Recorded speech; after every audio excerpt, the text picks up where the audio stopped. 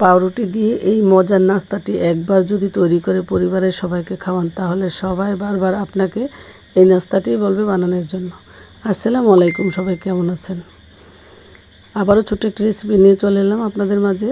আজকের রেসিপি পাউরুটি ও আলুর পুর দিয়ে মজার নাস্তা। চলুন রেসিপিটি দেখে নিই। আমি এখন আলুর পুরটা আগে তৈরি করে নিব। এর জন্য আগে থেকে আমি কিছু আলু কিউব করে কেটে ধুয়ে ছেঁকে রেখেছি। এখন চুলায় একটি প্যান দিয়ে সামান্য তেল, কিছু পেঁয়াজ কুচি, কিছু কাঁচামরিচ কুচি দিয়ে আলুটা দিয়ে দিলাম।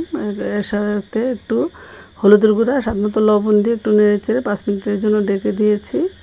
ঢাকনাটা আবারও 5 মিনিট পর উঠিয়ে এখন 1 চামচ চিলি ফ্লেক্স আর 1 চামচ ভাজা জিরার গুঁড়া অ্যাড করে দিলাম। আবারও একটু নেড়ে চেড়ে দিচ্ছি আর 5 মিনিটের জন্য আবারও রেখে দেব।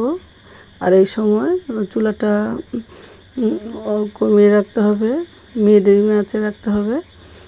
তারপরে ঢাকনা উঠিয়ে আবারও সিদ্ধর জন্য আমি অল্প কিছু পানি দিয়েছি। পানি দিয়ে আবারও 5-6 মিনিটের জন্য ঢেকে দিয়েছিলাম। ঢাকনাটা উঠিয়ে আবার একটু হালকা নেড়েচেড়ে এখন অ্যাড করে দেব ধনেপাতা কুচি। আর ধনেপাতা কুচি দিয়ে একটু হালকাভাবে নেড়েচেড়ে আমি কিন্তু আলুর পুরটা নামিয়ে ফেলবো।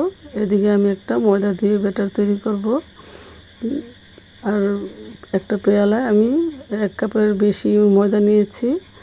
এর সাথে স্বাদমতো লবণ আর 1 চা চামচ গোলমরিচের গুঁড়া, 1 চা চামচ ভাজা জিরার গুঁড়া দিয়ে এই শুকনো উপকরণগুলো হাত দিয়ে ভালো করে মিশিয়ে নিব।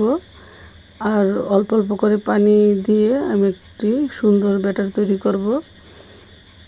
আর আমি আগে থেকে কয়েক পিস পাউরুটি চতুর্দিকে কেটে রেখেছি। আর কিছু পাউরুটি দিয়ে আমি একটি ব্লেন্ডারের সাহায্যে কিছু ব্রেড গাম তৈরি করে নিয়েছি। এখন একটা ব্রেডের পিস নিয়ে আলুর পুরটা দিয়ে আরেকটা ব্রেড উপরে দিয়ে এভাবে চেপে চেপে তারপরে এখন ময়দার মিশ্রণের সাথে মিশাবো। এই কাজটা একটু সাবধানেই করতে হবে এবং হাত দিয়ে সুন্দর করে চতুর্দিকে এভাবে লাগিয়ে নিতে হবে। এখন আবারও ব্রেড গামের মধ্যে পাউরুটিটা দিয়ে দিলাম। এখন আবারও এভাবে ঘুরিয়ে ঘুরিয়ে ব্রেড গামটা লাগিয়ে নিব পাউরুটির সাথে।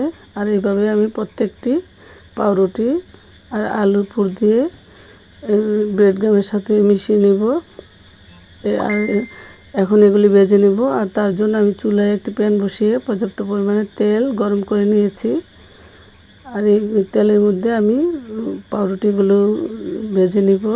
আর অল্প আছে উল্টিয়ে পাল্টিয়ে সুন্দর করে ঘুরিয়ে ঘুরিয়ে পাউরুটিগুলো ভাজতে হবে। আর এইভাবে করে আমি সবগুলো পাউরুটি ভেজে নিব। আর একটু লাল লাল করে সুন্দর করে ভেজে তুলে নিব। আর ভাজার পর কিন্তু এই নাস্তাটা অনেক মুচমুচে হয়। কে কোথা থেকে দেখছেন, যদি ভালো লাগে ইউটিউবে সাবস্ক্রাইব আর ফেসবুকে ফলো দিয়ে আমার পাশে থাকবেন। আবারও যেন আমি আপনাদের মাঝে নতুন নতুন একটি রেসিপি নিয়ে আসতে পারি। আর আবারও আপনাদের সাথে নতুন রেসিপি নিয়ে চলে আসব।